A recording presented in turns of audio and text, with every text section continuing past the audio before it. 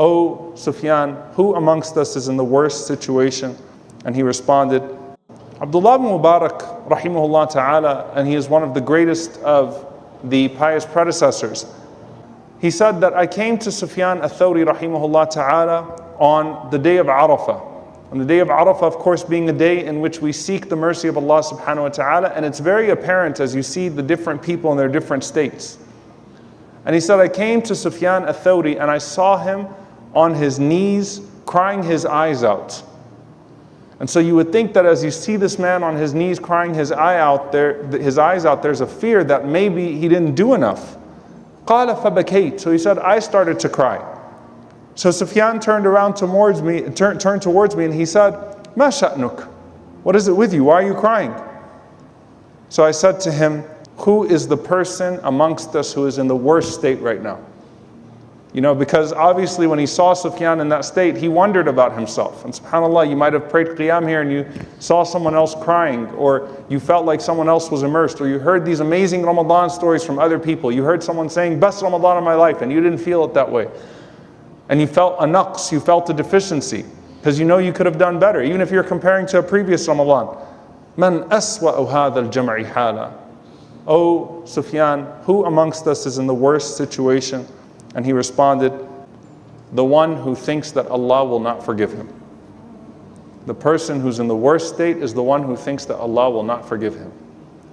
Dear brothers and sisters, as we come to this final stretch, you have to remember your Lord would not have given you Ramadan if He wasn't inviting you to something. He wouldn't have given you these last 10 nights if He wasn't inviting you to something. And as He would come, Jibreel alayhi salam, to the Prophet sallallahu alayhi wasallam in those last 10 nights and say, إِنَّ الَّذِي تَطْلُبُهُ أَمَامَكَ, that which you're seeking is still ahead of you. Keep going, keep going, keep going. It's still ahead of you. What do we do in these last days? What do we do in these last moments? Number one, Eid starts when the Shawwal Hilal comes, not any moment before that. Don't kick your guest out before it leaves. This is the most noble guest of the year. Don't send him out of your house prematurely or walk him to the door and have that conversation with him like, it's time for you to go. Let him sit with you in your living room until the very last moments. Eid starts with the Hilal of Shawwal, not a moment earlier. Don't waste too much time on your Eid shopping. Don't waste too much time on your Eid plans. Think about the guests that you have until the very last moment. The next thing that I would say, dear brothers and sisters, in this regard is that force yourself to shed some tears in that last hour of Ramadan and in these last 2 nights of Ramadan. Force yourself to shed some tears. Have some tears to wipe when that Eid Hilal comes.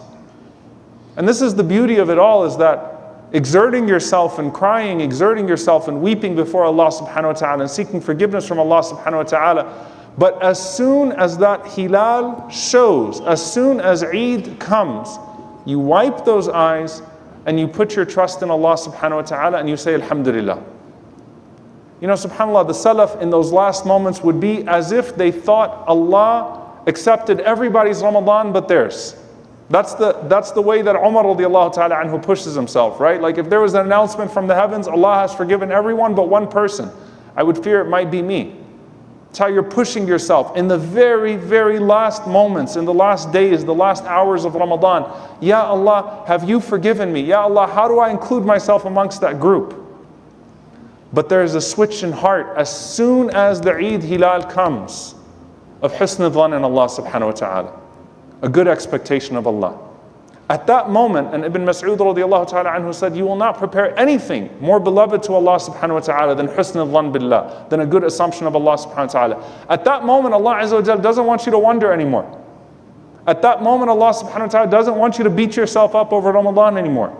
At that moment, Allah subhanahu wa ta'ala does not want you to despair. Now to the ibadah of Shawwal and the rest of the year. But husn dhan in Allah, alhamdulillah. Because your Lord did not bring you to the masjid all of these nights and bring you to the Quran all of these days and bring you to that dua all of these days and nights to turn you away if you were sincere in asking Him for forgiveness. He is Al-Kareem. Just as He loves Al-Afwa, He loves to pardon and forgive, He loves all of those things that His noble attributes denote. All of them. He loves to be generous. So at that moment, make sure that there's pure husn al-dhan in Allah subhanahu wa ta'ala. Alhamdulillah, alhamdulillah, alhamdulillah. Ya Allah, you brought me to this point. Ya Allah, accept it. Ya Allah, you brought me to this point. Ya Allah, accept it.